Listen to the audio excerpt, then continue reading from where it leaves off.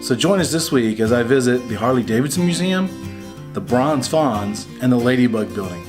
If you like our content, please hit the subscribe button and push the bell button so you can be notified when new episodes come out.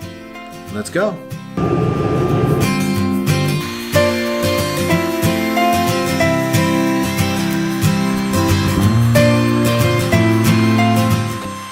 Okay guys, I'm going to give you 3 hints. See if you can guess the city that I'm in. Hint number 1.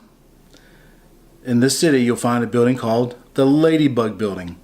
It's also the location of where you can find the Bronze Fawns. Still don't have it? Okay. It's also the home city for Harley Davidson. What? You still don't have it? It's Milwaukee. Milwaukee is Algonquian for good, beautiful, and pleasant land. It's the largest city in Wisconsin. So I'm here on business. Got in early this afternoon, and I got to visit the Harley Museum, and I also visit the Ladybug Building, and then on the way out I came across the Bronze Fawns. There were a lot of amazing things at the Harley Davidson Museum. For example, this bike.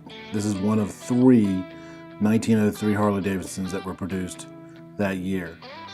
They think it's number 1. When they tore it apart, they found a number 1 stamped in the cranks, but they can't be positive of it because the motor might have been switched out. And then this white box is represents a 10 by 15 box. That's the size of the workshop where they built their first Harley. Pretty interesting. Here you see a picture of the Harley Davidson house and the shed that I was just talking about. That shed was actually taken to several bike shows over many years. They would put on a flatbed trailer, then they would take it. After many years of going to bike shows, it became in pretty bad shape. So they tore it apart and they were going to restore it. Inadvertently, a contractor burnt all the wood because they thought it was scrap wood, so they no longer have this thing. They have an amazing collection of paperwork, from meeting minutes to corporate documents to these original stock certificates from when the company first opened its doors. Would love to have one of these right now. I learned something new about the company. They make other things besides motorcycles. I knew they made bicycles, but they also make bomb casings, auto parts, and stuff like that. Here you see two bicycles. The one on the bottom is a boy's bike. The one on the top is a woman's bike. You can tell it's a woman's bike by the different type of frame and also the protective spokes on the rear fender to keep a lady's dress from getting caught up in the rear. They have at least 1 motorcycle from every year, and they also have cafe racers, drag racing bikes, and all of the kinds of things. All kinds of military bikes, police bikes. I was just lost in there for hours. I really like the cafe style bikes for racing and stuff. They used to use these in barrels where they would go around traveling circuses and stuff, and they used to ride in a big circle. They also used to race these. I paid for the tour to go into the archives, where you got to see, and when they say archives, people think of paper. They had motorcycles everywhere. Just these stacks and stacks and stacks of bikes. One from every year, one where people donate them. Here you see some concept bikes that never made it to production. They have them there. And the one in the center and the back you can see on that ramp, that's where they actually take pictures of the new models and stuff for the catalogs. Harley doesn't restore bikes, but when one's donated to them, they will take it all apart, clean the pieces, document it, make sure it has Harley part numbers on it, and then clean and put it all back together again. This is the shop where they do that. A clean shop. This is the famous tsunami bike that was found in British Columbia from the tsunami from Japan. Interesting story. Harley offered to give this guy a brand new bike, and he turned it down because of the bad memories. He said donated it to the museum so people remember the horrific events of the tsunami. This is a 100th anniversary Ultra Classic. It has over 6,000 signatures on it from every employee from every plant. I don't know if I could write my name small enough to put on this thing. Harley's been a resilient company over the years. They've fended off the invasion of Honda motorcycles, BMW motorcycles, and now they're facing a new thing, millennials. There's a lot of news stories going around saying millennials don't want Harleys, but Harley will find a way to make it cool for them, and you watch, they'll bound back. I love the section where they had bikes owned by famous people or that were in movies. This is Elvis Presley's original Harley Davidson. a 1956 KH. They also had on display a 1990 Fat Boy, one of 3 motorcycles used in Terminator 2 Judgment Day. This thing looked like it had been rode hard and put away wet. It was an amazing bike. It looked like it literally just came off the street.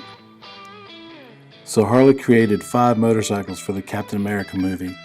This one was a brand new Crossbones motorcycle, but they made it to look like a 1942 WLA Army bike. It has a modern engine and stuff, but it looks like an old bike. Harley contributed to the World War II efforts by producing over 70,000 motorcycles.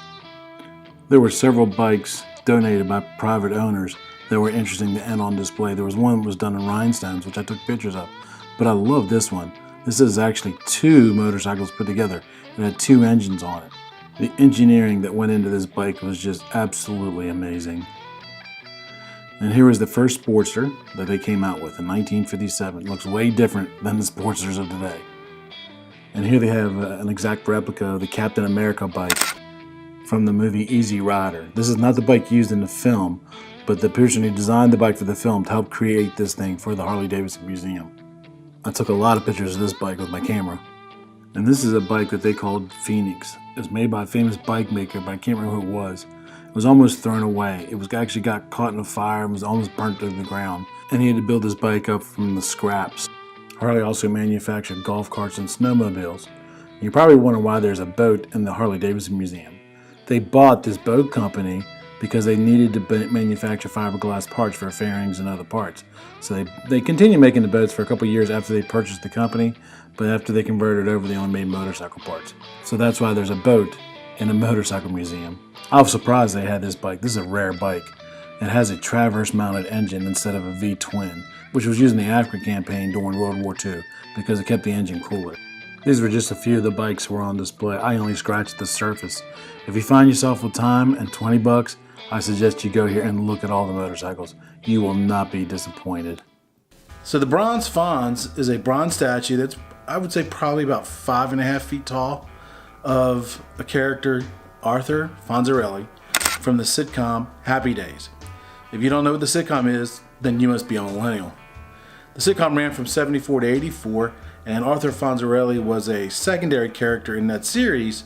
Richie Cunningham was the main character with his buddies. I can't remember his buddies' names, but the audience soon grew to love Arthur Fonzarelli. He became Richie's best friend, and he became really good in there. As a matter of fact, they got voted number 4 best characters in 1999 TV Guide rankings.